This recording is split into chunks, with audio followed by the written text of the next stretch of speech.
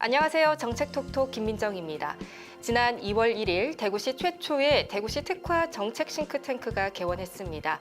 대구정책연구원은 지난 11일 개원 기념 심포지엄을 성황리에 개최했는데요. 오늘은 대구정책연구원 박양호 초대 원장과 함께 대구미래 50년을 주제로 개최된 개원 기념 심포지엄의 주요 내용에 대해 알아보는 시간을 마련했습니다. 원장님 안녕하세요. 안녕하세요. 반갑습니다. 네, 우선 취임 4개월을 맞이한 소감 한 말씀 부탁드리겠습니다. 예, 지난 2월 1일 개원해서 지난 5월 11일에 100일을 맞이했습니다. 그동안에 우리가 조직 개편하고 또 인사도 하고 개원기념 대구 미래 50년 심포지엄을 개최하게 되었습니다. 이번 심포지엄을 개최하게 된 배경은 무엇인지?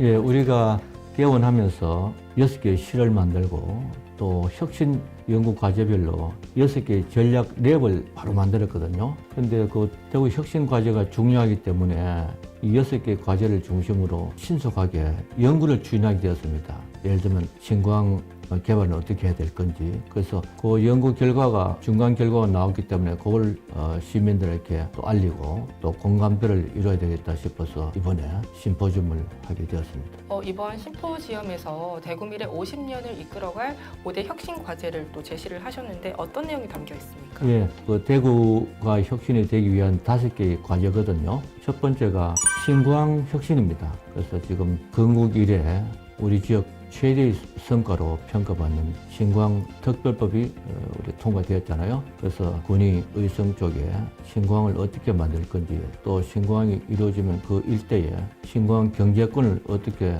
만들고, 또 K2 공항이 이전하면 그 후적지가 생기지 않습니까? 거기에 두바이 같은 개발을 해야 되고, 그것이 첫 번째고, 두 번째가 신산업. 대구가 산업구조를, 신산업구조를 개편해야 되는데 신산업 혁신을 어떻게 해야 될 건지, 그게 두 번째고, 세 번째가 이제 군의군이 7월 1일부로 편입됩니다. 그러면 대구 면적이 되게 크게 되잖아요. 그럼 군의군의 편입에 따른 이제 커지니까 그걸 우리는 메가대구라고 그러거든요. 메가대구 혁신. 그래서 군의군 편입에 따른 대구 전체의 발전 방향. 그리고 네 번째는 청년들이 자꾸 떠나가니까 청년들이 대구시에 정착하기 위해서는 어떻게 해야 될 건지, 청년 대구 혁신, 그게 네 번째고, 다섯 번째는 동네마다 구석구석 살기 좋게 만들어야 되니까 그걸 갖다가 우리는 스마트 동네 생활권 혁신이라고 그래서 그 5가지 혁신 과제를 이번에 발표하고 토론에 상정했습니다. 그 발표 내용 중에서 대구미래 50년 번영 과정에서 역대급 대구 슈퍼 이노베이션을 강조를 하셨는데 설명 좀 부탁드리겠습니다. 예, 이것은 상당히 중요한 개념인데요. 이 표를 좀 보고 해도 되겠습니까?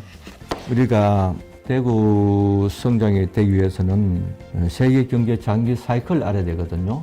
장기 사이클이 한 5, 60년 주기를 대상으로 계속 이제 사이클을 그려왔거든요. 그런데 사이클 중에 세계 경제의 하강기가 있거든요. 그 상승기가 있고 또 하강기가 있는데, 대개 이노베이션, 혁신, 이제 하강기 때 이걸 뚫고 돌파구를 만들어 갖고 새로 고속 성장을 해야 되니까 그때 나타난 것이 이노베이션, 즉 혁신이거든요. 그 대개 이제 경제가 안 좋을 때 이때 이노베이션이 나타납니다. 왜냐면 이 뚫고 돌파를 해야 되니까. 그래서 예를 들면 우리나라 그 산업화도 경제가 안 좋을 때 내려올 때 이때 산업화했거든요.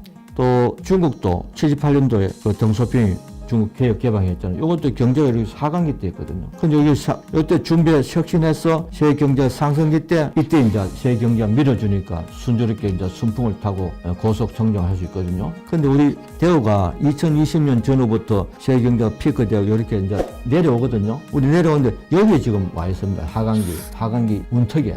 그러면 하강기 내려오니까 대구가 지속적으로 고속 성장하기 위해서는 이노베이션이 필요하지 않습니까? 그 이노베이션이 그냥 보통 이노베이션이 아니고 혁신이 아니고 아주 큰 역대급 그게 돼야 되니까 이번에 대구 슈퍼 이노베이션, 큰 이노베이션을 해야 된다. 그래서 2022부터 대구 슈퍼 이노베이션을 만들어서 이걸 하강기 때 이걸 돌파하고 세계 경제 상승기 때 세계 경제가 밀어주니까 이 슈퍼 이노베이션의 힘을 따라 이렇게 고도 성장을 할 수 있는 그런 개념이에요. 그래서 이때 대구 미래 50년을 이끌어가는 원동력이고 추동력이 바로 대구 슈퍼 이노베이션인데, 이 대구 슈퍼 이노베이션은 아까 말씀드린 5대 혁신, 그것이 결합돼서 이루어지는 그런 힘입니다.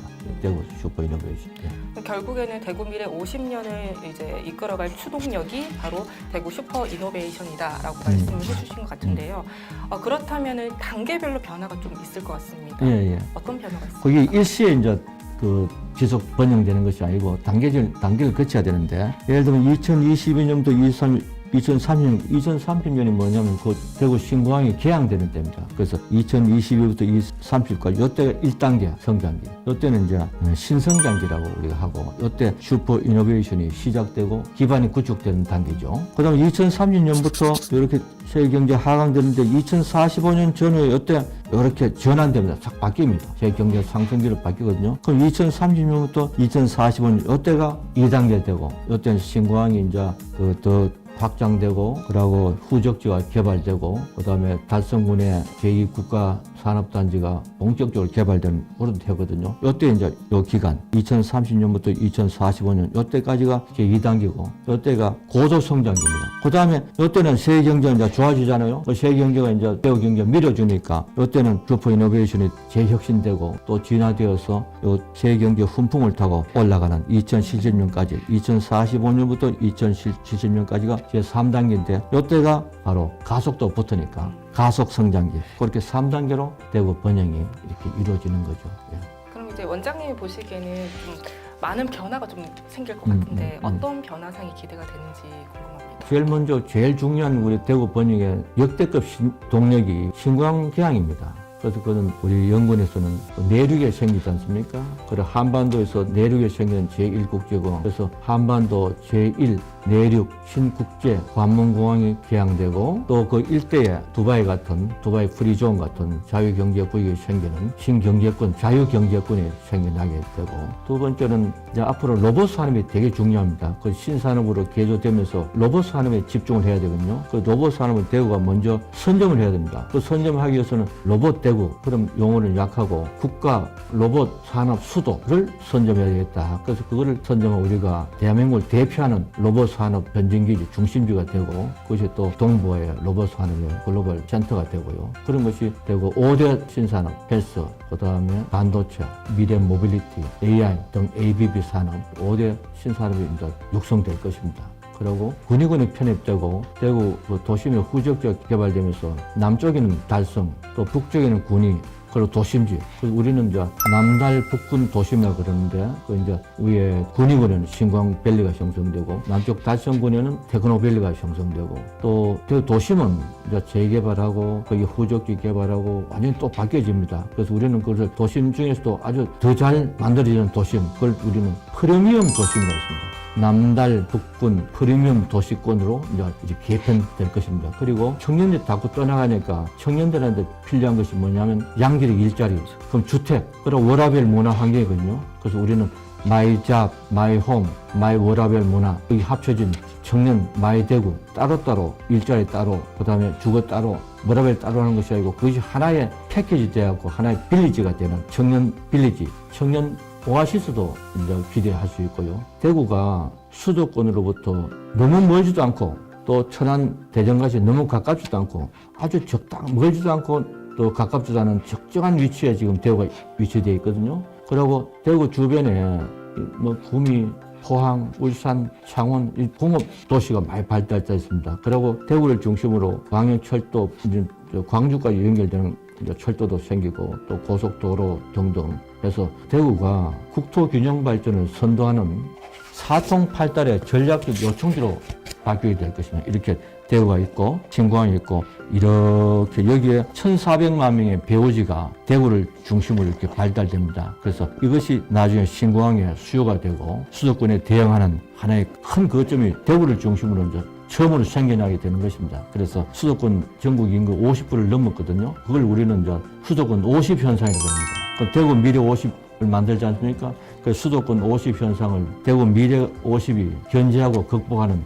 그런 이제 대구 요충지가 될 것입니다. 그런 변화가 기대됩니다. 예. 이렇게 되면 이제 경제 효과도 굉장할 것 같은데요. 그래서 우리가 추산해 보니까 향후 20년 동안 100조 원대의 건설 경제 효과가 나타나고요. 그리고 지금 1인당 GRDP가 상당히 그 17개 시도 중에서 낮습니다.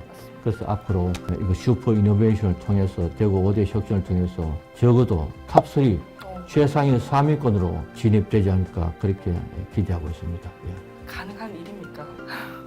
예, 그럼 그거는 이제 우리가 슈퍼 이노베이션을 갖다가 계속 진화시키고 또 확장하고 또 그 절대로 멈추면 안 됩니다. 더 강한 슈퍼 이노베이션 콘텐츠를 만들고 해서 계속 지속적으로 해 나가야 되죠. 예.